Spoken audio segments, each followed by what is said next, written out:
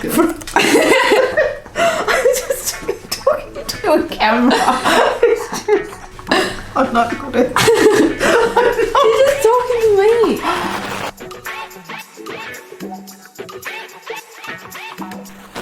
Hi everyone and welcome back to my channel. If you're new here, my name is Brooke McQuaid and I'm 25 years old from Perth, Western Australia. As you would have seen in the title today, I have a special guest who we're going to ask some questions of. So, welcome Mum, would you like to introduce yourself? Hello, I'm Suzanne and I'm Brooke's mum. So today I am going to ask her some questions that maybe you're too afraid to ask your mum, and I've just thrown some in there that I want to know too. So thank you to everyone that gave some questions on my Instagram, which if you don't follow me, it's just at Brooke McQuaid. And yeah, let's get started. One of the questions I've got here is, what's the biggest turn off in a man? Just general disrespect of boundaries set up by people. If he doesn't respect the boundaries that you have, taking you for granted, is a definite turn off. However, that again is you allow that to happen, so you have to speak up for yourself. And probably a man not communicating as well as he should. Yeah, I think for me it's probably having like no emotions or not showing emotions. Yeah, I don't think it's like about a balance of being as emotional as your partner, but you know, just being able to, like, I guess it comes down to communication for me, because if they're having a really bad period of time, like unless they communicate that and their emotions, then you're kind of going to get stuck. So probably for me, I guess it's not communicating, which is what I mean when emotions get brought in. What do you look for in friends? For me, it's just that connection with someone. There's not anything particular that stands out. I like friends that just have a little bit more about them than their day-to-day runnings. I like friends that I can open up to and they can open up to me. I don't know that I have a particular thing in friends. It is just a connection. You can't really explain it, because my friends are all very, very random and different and very different and from very different walks of life. And it's probably because I feel comfortable with them. That's why they're my friends, I think I'd agree. Trait. Yeah, I agree. And I think if you narrow it down to a particular trait, then you're probably going to miss people in life that could be great friends. But I agree with you. I like ones that are not just surface level friends. Like, you want to be able to connect on a deeper level and be able to go through the highs and lows. It is that deeper level. Yeah, it's just but you can't explain what the deeper level is. Like, for example, you might have one that you talk about this aspect of life, and one that you might talk about that. Yeah, I have. Most of the people I actually engage with, I still find that they have a deeper understanding of something. It may be different for every one of my friends what their deeper understanding is, but they have a deeper understanding of something. I can't explain what, because it's something within them. They obviously... Yeah, I like that answer, because I guess that's like all of us. We're not one-dimensional. We have lots of different aspects to ourselves. You would think of your friends, they're all very different. I have friends from a lot of different walks of life as well, and one friend I might discuss this and another I might discuss that. Yeah, and some may be very professional and some may be very just laid back and casual. Yeah. Do you have a favourite child? Oh no, I don't. Never had a favourite child in my life.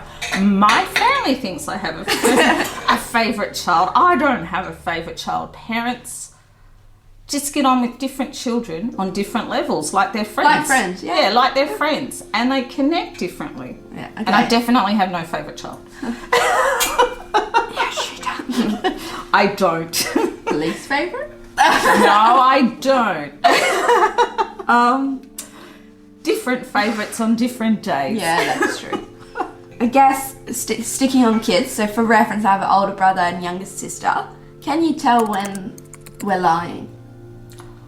I would hope I could, but I don't think any of us would lie like for a really big reason. I think probably we have one that tell. doesn't lie at all, and that might be the one I'm sitting right next to now. The other two mightn't lie completely, but I don't know that I hear everything. But I'm their mum, you know, maybe they don't need to share everything with me, and I think they probably just leave out bits.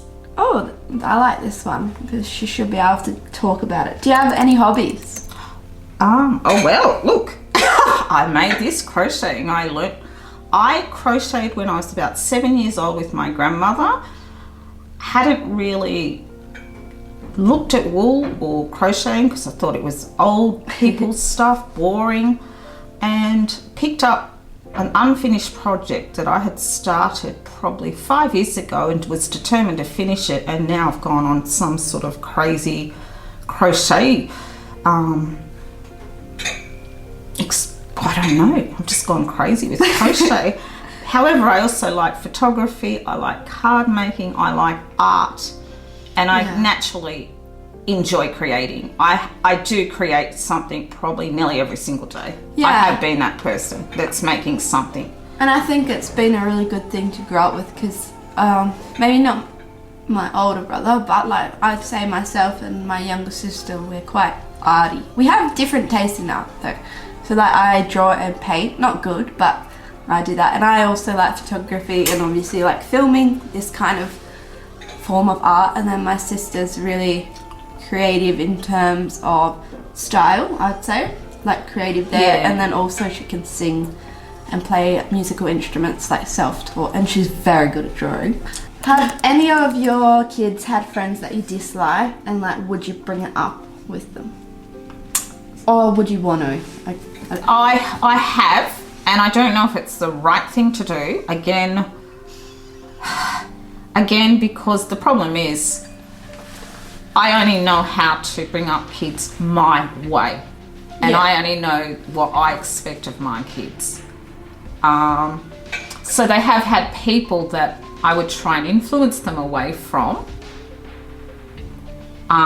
Is that fair to them?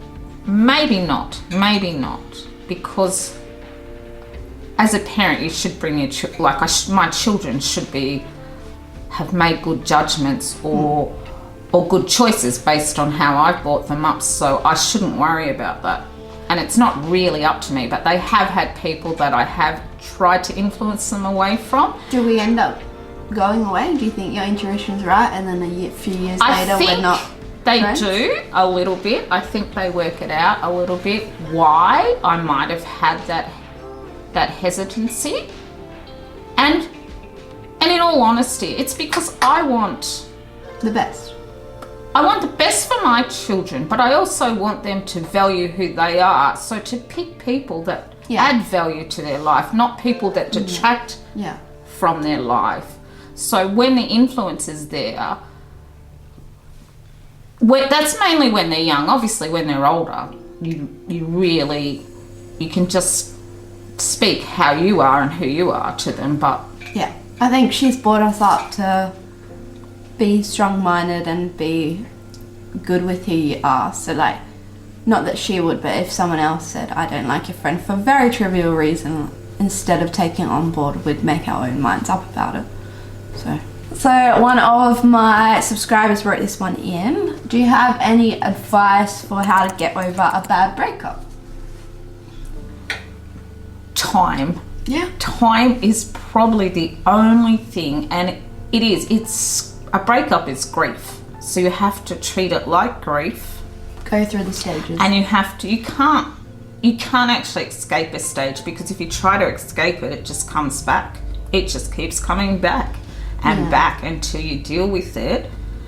And it may stay in your system. Grief is something that happens from a breakup. So it's treating it like grief. It goes in waves. Time makes it better, but time doesn't make it also disappear. It's just you have to look at what you've got ahead of you and go for that. I think that's kind of too with time is like more time to self-reflect. So then in the moment you might be like, whoa, and then but as time goes by, things start to click and get into place, and I guess and gives you more meaning. I don't know if you mind saying, we've both been through quite traumatic breakups. Yeah. And they're hard. Yeah. They're hard. They're not easy. And you question yourself. You actually question yourself. But you need to do that as well. You need to do that. You actually need to do that. You may not be the reason, however, you have to question. I think it's good to question yourself too, because if you get into another relationship afterwards, you want to know like what your minimum expectations are going to be. Like, well, you have to have expectations of the people in your life, your Yeah. partners. You have to have expectations. It sounds horrible. It sounds like It's not horrible. but it's otherwise you're just going to let everyone in. Yeah, I've been actually learning about that kind of phenomenon in my self-development course, and it's like the term is like energetic minimum. It's like the minimum standard that you have, and people have it for everything. So relationships, friendships, careers, lifestyle, anything, and you can raise it yourself. It's effort, but like what was the drug culture like back in your day? I was brought up in a small country town, so I didn't really see drugs around that much. I mean, people would talk about nothing else. We were sort of taught a little bit at school about drugs, but I didn't really see drugs around. I'm sure they were. I just wasn't around them. What about you?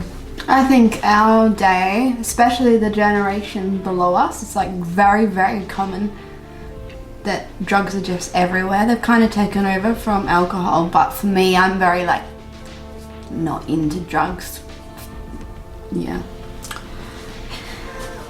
Yeah. I'm not really into drugs either. It's just not. I'm like a pretty goody two shoes. I'm not. Yeah, so am I a little bit.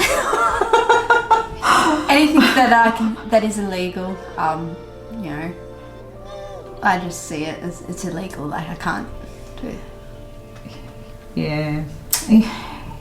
Yeah, I don't really agree with the drug culture, but it's there. I'm just not part of it. Yeah. But I do know people that are, and that doesn't bother me because it's them, not me. Yeah, and I think like eventually you learn that just because someone does something that you don't agree with doesn't actually make them a bad person.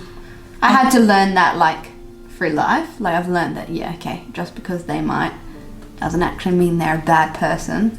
And I'm my own person, so I can choose not to.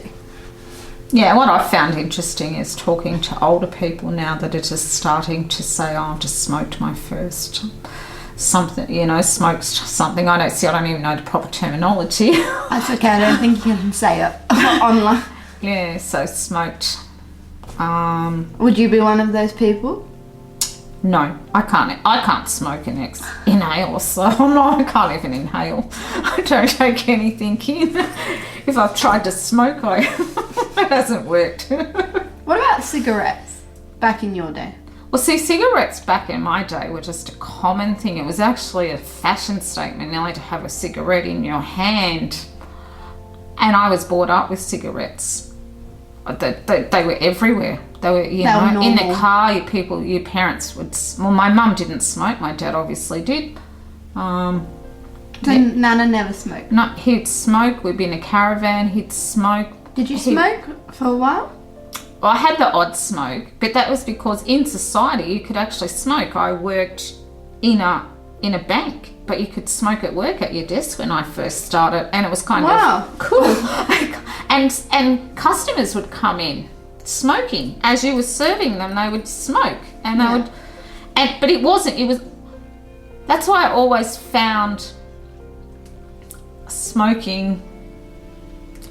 I suppose I misunderstood smoking when I was younger. I used to, and the adverts were on the telly. I used to always see smoking as the only damage that you did to yourself. You didn't even think about the secondary smoking. Oh, yeah. That's fair. Yeah, I didn't even consider it affecting someone else. So that's why I thought smoking wasn't bad, because that was a personal choice, whereas alcohol could affect everyone. Yeah. What about alcohol? Was that big? I mean, you did come from the country, so... It was big for some people. However, I'm not from my parents weren't. I don't think my mum ever probably had alcohol. Yeah, that's true. And my dad, it made him ill. So I wasn't really brought up surrounded by alcohol until later in life. But I got drunk. I've been drunk. I think, Mum always told us when we were a bit younger, like, if all her kids get sick from alcohol, like the next day, and she said it's always a good thing, because like you're much less likely to get addicted to it, because it makes you feel so sick. Yeah. Yes. So I've not been alcohol, smokes, drugs. It's just not really something that's been around me much. And I've always driven. I enjoy driving, so I've always been a driver. Our family like really, really likes driving, so I'd never drive anything in my system. Never. Have we ever dated someone you dislike? Oh, definitely. And at the time, we probably thought they were wonderful. Yeah. But having done that, each time you meet someone else, you actually... You kind of like a little bit more because you know what you won't take. You know what you won't take. So the next person is someone better aligned to you, I guess. Yeah. Because you're not just overlooking certain things. For this next question, changing up a little bit to less serious, I put in here. So my mum has a fear of buttons. So I'd like to know, what is it about buttons? I really don't know, and it's been with me since I was young, very young. Even my mum used to remember it. I don't know, she had this button tin, and I know my mum's sister's daughter loved it when her mum passed away and she got the button tin. I honestly would have been, even talking about it, it actually makes me want to throw up. It is a true weird thing. Phobias are weird. I don't know where it came from. I remember my son joking years ago about it. He goes, maybe you've choked as a child. He's trying to work it out why I would be scared. But I honestly hate them. I hate them. Sometimes there's no real answer. Like, I have a fear of small holes in things. And I'm the same. If I think about it too long, I feel sick.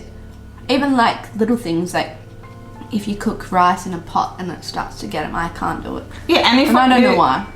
And if I saw a button on the floor, I would honestly, I need, like, even now, top my hat, it's kind of a really weird thing. So when we were little, we were brought up to kind of think that flannelette pajamas were gross, and it's only because of the buttons. Not many of my clothes come with buttons. What would you say to your like younger self? I'd say back who you are. Believe in yourself more. You probably won't, because life obviously brings you more and more experiences as you get older, which Brooke will obviously work out as she gets older, as all my kids will, as all the younger people will. Life. But when you're younger, you're still learning. So you kind of tend to believe a lot of what is told to you, first from your parents. And remember, your parents only give you the advice based on what they know. That's two people, usually your mum and dad. They only know what they know. And it's not always right. Oh, yeah. I think on that too, like obviously enjoy life, like don't take it too seriously, especially if you're younger, because I feel like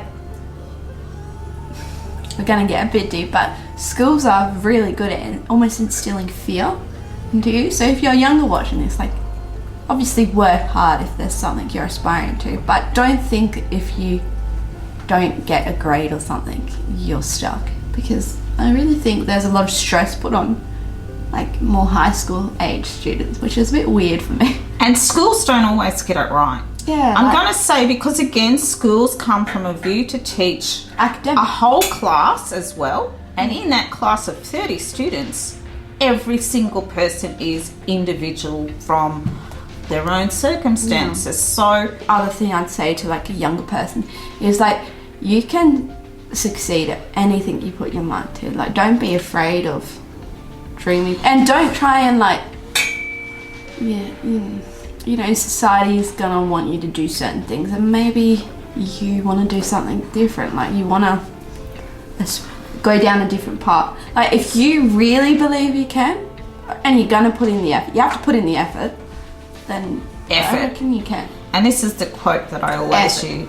Yeah, you've got to work on it. Anything, but not everything. So you're not going to be able to do everything in your life. And Mum told me that, and I live by that now, and I tell my partner that.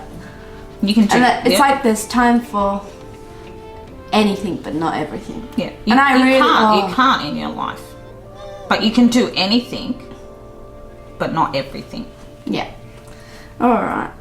On that, it's not even. I didn't write this down, but are there any like pet peeves that people have that you're just like?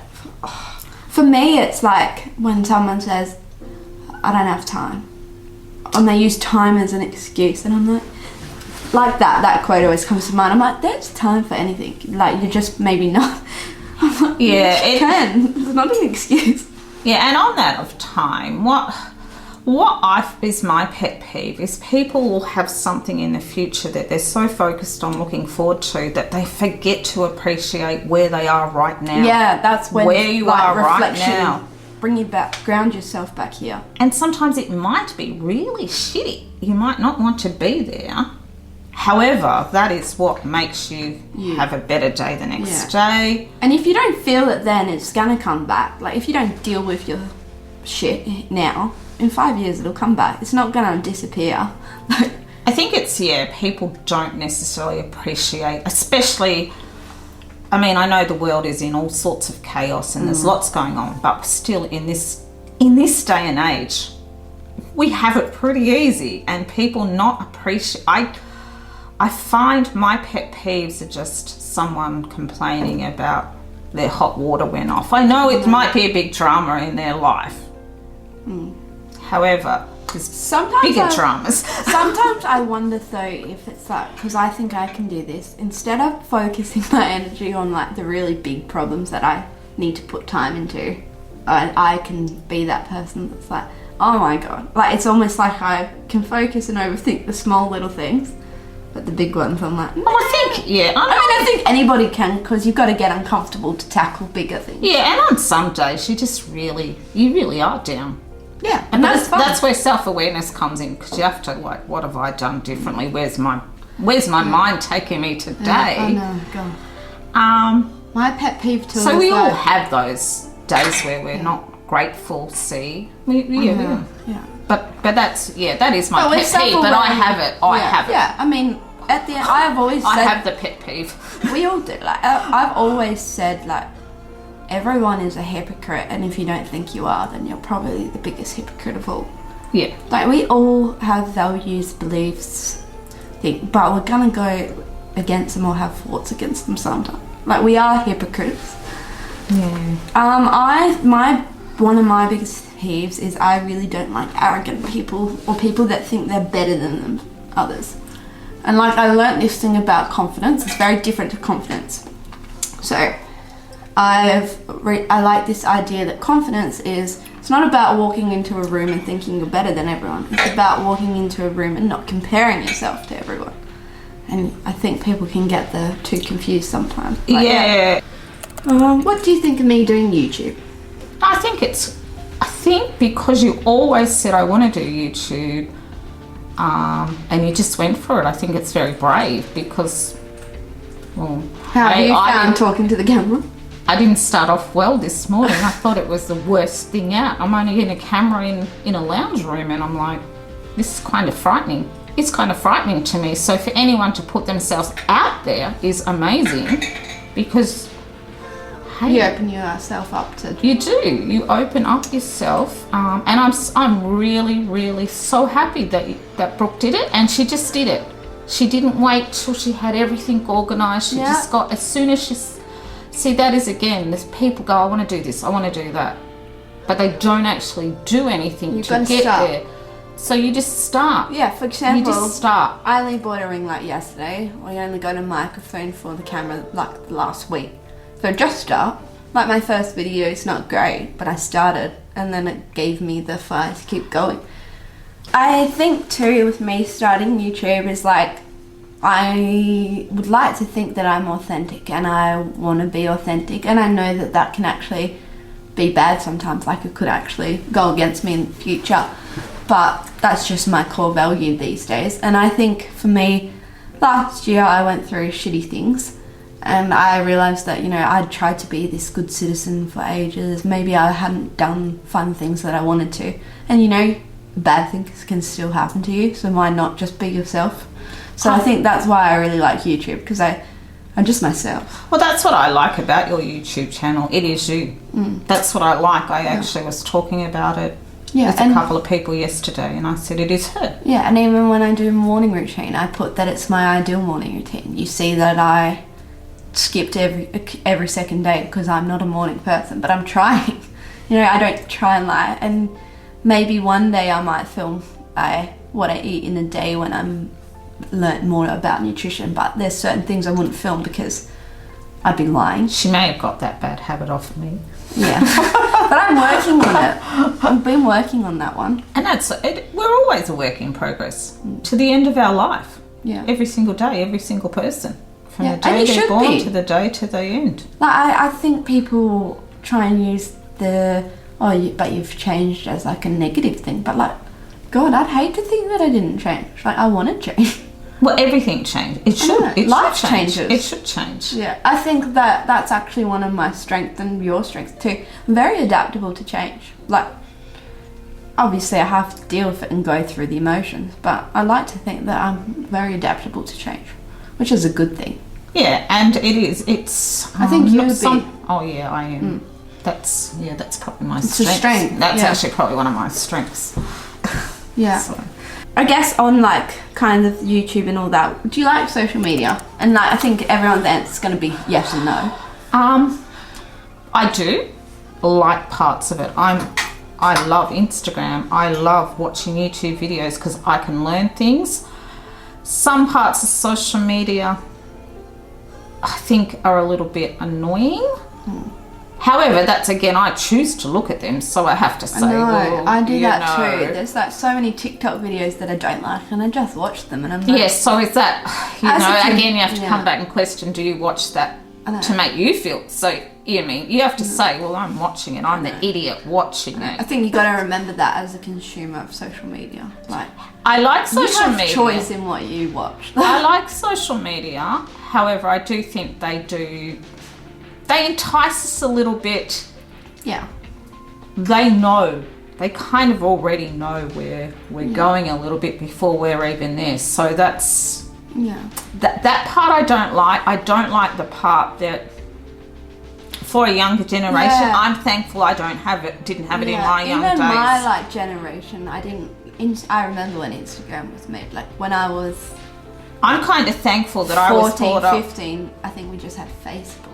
Yeah, I'm thankful that I was brought up with a home phone that I just went to and my parents knew, and you know, when I went home from school, when I went home from something, I wasn't bombarded by that.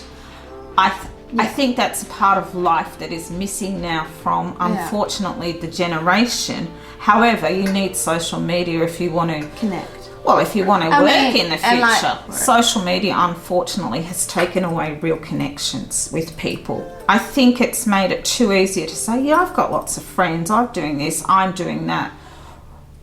And you're not really connecting. Like you wish around, if you have Facebook and you see someone's birthday, you go, happy birthday.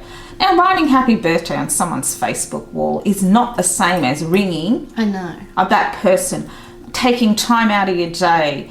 Those likes, you might put up a profile photo and you get 50 likes, but they're probably from people that you don't even really see half the time, and then you start comparing, and you shouldn't. But you do. It's human nature. Younger people, and I think like it can be really bad for like body image. Yeah, I'd say really probably bad. for young girls. But I've even heard and I read, agree with TikTok can be really bad for that too, because it's like the way algorithms work. If you watch a video, like for example, I'll share Max. I went through a stage where I kept weighing myself and it wasn't good. And then on TikTok, you'd see all these like eating disorder videos, And you just watch it because you're like, oh, what's this? And the more you watch it, the more the algorithm shows you more and that's more, what more. I don't like about Yeah. social media. But they know that they actually program you, and there's lots of documentaries out there about what social media actually does to your brain, and it changes you. Yeah, so it you've does got to change be your like, you've got to really, really work against it to not consume that. So like now on TikTok, I have to really actively be like, I don't like this video. You can do that on, it's like, and then it'll stop showing you that topic. So there's pros and cons. And look, we're here on YouTube, so we like bits of it. Yeah, I like. And I really like YouTube. I've realised that I like probably nosy. Well, I like to say the word curious. It sounds nice. I like seeing what people do. Yeah, and that's an But I really interesting like- thing. I like doing that I too, know. but some people don't understand. But yeah, I hope that you guys have enjoyed that. I know that we probably went off on tangents sometimes, but it was lovely having you on the channel. Thanks everyone for watching. Please don't forget to comment, like, subscribe, follow me over on my Instagram. It's just @BrookeMcQuaid. And was there anything you'd like to leave them with? Just like to say thank you, and just make today as good as you can. Yeah, and remember that jumper's handmade. And my uncle made this for my mum 50 years ago. Yeah. Creative genes. Yeah. Be yourself. You're born an original, don't die a copycat. Yes. You're born an original, don't die a copycat. Yeah. Bye. Bye.